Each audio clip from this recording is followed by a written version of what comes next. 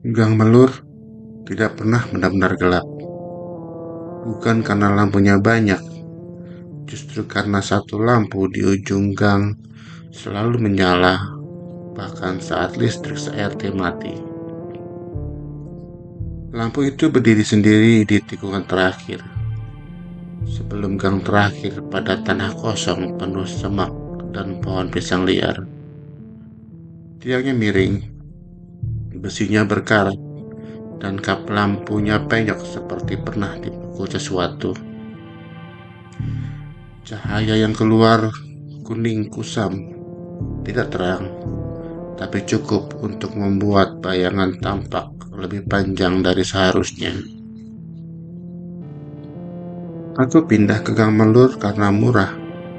Rumah kontrakan kecil, satu kamar, dapur sempit, kamar mandi di luar.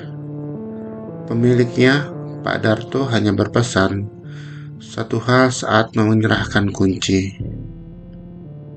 Kalau lewat ujung gang, jangan berhenti lama-lama. Aku tertawa waktu itu. Kupikir cuma mitos kampung. Minggu pertama aman. Minggu kedua mulai terasa janggal. Setiap malam setelah azan Isya terakhir, suasana gang berubah. Orang-orang menutup pintu lebih cepat. Suara TV mengecil. Anak-anak yang biasa main petak umpet mendadak pulang tanpa disuruh. Dan setiap jam 2 dini hari selalu terdengar suara langkah. Bukan langkah biasa, diseret, berat, seperti orang pincang berjalan pelan. Awalnya aku pikir kucing, tapi suara itu selalu berhenti tepat di bawah lampu ujung gang. Malam ketujuh, aku memberanikan diri mengintip dari jendela. Gang terlihat kosong. Lampu itu menyala stabil. Tidak ada siapa-siapa. Tapi entah kenapa bulu kuduku berdiri sendiri. Dadaku sesak seperti sedang diawasi. Keesokan paginya aku bertanya ke Bu Rini, tetangga depan rumah yang sudah tinggal di situ puluhan tahun. Keesokan paginya aku bertanya ke Bu Rini, tetangga depan rumah yang sudah tinggal di situ puluhan tahun. Wajahnya langsung kaku.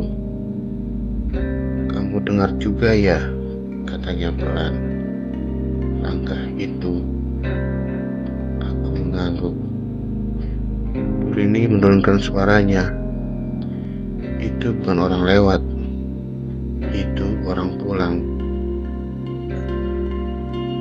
Katanya, belasan tahun lalu ada perempuan bernama Mbak Sari, pendatang, ngontrak di ujung gang. Hamil besar, suaminya jarang pulang. Suatu malam dia pulang sendirian saat hujan deras. Lampu gang mati. Mbak Sari terpeleset di tikungan. Kepalanya membentur batu pembatas got. Pagi harinya, warga menemukannya sudah kaku. Bayinya tidak sempat diselamatkan. Sejak itu, lampu ujung gang sering bermasalah. Sudah diganti berkali-kali, tetap saja menyala sendiri. Lampu itu, kata Bu Rini sambil menatap ujung gang. Katanya dinyalain sama yang butuh pulang. Malam berikutnya, hujan turun rintik-rintik. Aku terbangun jam 2 lebih 11 menit. Langkah itu terdengar lagi. Kali ini lebih dekat. Tidak berhenti di ujung gang. Aku menahan napas. Langkah itu berhenti tepat di depan rumahku. Ada suara nafas berat di balik pintu. Diikuti suara seperti orang menahan sakit. "Mas," suara perempuan lemah. "Boleh numpang duduk sebentar?" Tubuhku gemetar. Aku tidak menjawab, tidak bergerak. Lampu teras menyala sendiri. Melalui celah pintu, aku melihat bayangan perempuan dengan perut besar, membungkuk, seolah menahan beban yang sangat berat. Aku menutup mata. Ketika aku buka lagi, bayangan itu sudah tidak ada.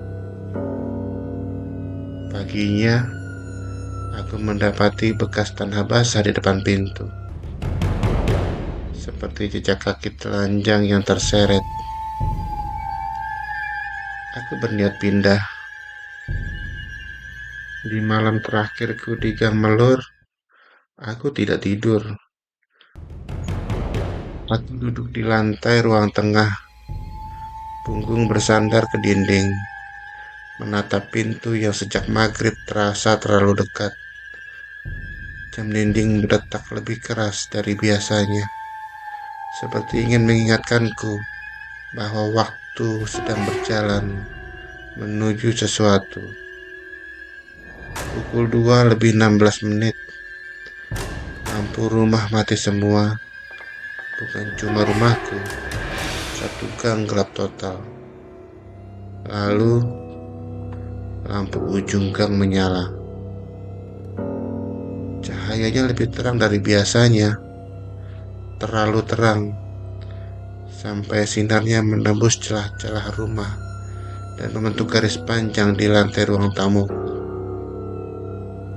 Dan dari sana terdengar suara langkah, bukan diseret lagi. Sekarang seperti lari tertatih. Aku menutup mulut agar tidak bersuara. Langkah itu mendekat cepat, sangat dekat, lalu berhenti di depan pintu. Ada sesuatu yang jatuh, duk, seperti benda berat dijatuhkan ke lantai. Kemudian suara perempuan menjerit pendek, tercekik dan langsung berubah menjadi tangisan putus asa. Mas, buka pintunya. Aku memejamkan mata.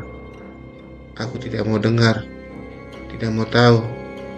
Tiba-tiba pintu digedor keras. Sekali, 2 kali, 3 kali. Kayunya bergetar, engselnya menjerit. Aku sakit, Mas. Aku jatuh lagi. Di balik pintu, terdengar suara sesuatu diseret. Bukan kaki, lebih berat, lebih basah. Bau anyir mulai masuk lewat celah bawah pintu. Aku muntah di tempat. Kedoran berhenti. Sunyi. Lalu suara itu berubah. Lebih kecil, lebih tipis. Seperti suara anak kecil. Om, dingin. Aku menjerit dan berdiri. Aku tidak peduli lagi. Aku ambil gagang pintu dan menariknya. Di teras, di bawah lampu rumahku, dia duduk. Mbak Sari. Tubuhnya tidak utuh. Kepalanya miring tidak wajar. Lehernya seperti hampir putus. Bajunya robek, basah oleh darah hitam yang mengalir dari pahanya. Dan di pangkuannya ada bayi, bukan bayi hidup. Tubuhnya biru kehitaman, matanya terbuka, kosong, mulutnya terbuka seperti sedang menangis tanpa suara. Tali pusarnya masih menjuntai, terseret di lantai. Aku cuma mau lewat, Mas, kata Mbak Sari sambil tersenyum. Tapi gelap. Bayi itu tiba-tiba bergerak. Kepalanya menoleh ke arahku. Mulutnya terbuka lebih lebar dari seharusnya. Dan dari dalam mulut itu keluar suara suara yang aku kenal, suaraku sendiri. Aku capek, aku mau pulang. Lampu ujung gang mati. Sebaliknya, lampu terasku menyala sangat terang. Aku tidak ingat bagaimana akhirnya warga menemukan rumah kontrakan itu. Keesokan paginya, pintunya terbuka, lampu teras menyala. Di lantai ruang tengah, ada bekas seretan panjang menuju ujung gang. Di bawah lampu tua itu, ditemukan 2 noda hitam yang tidak bisa hilang meski disiram berkali-kali.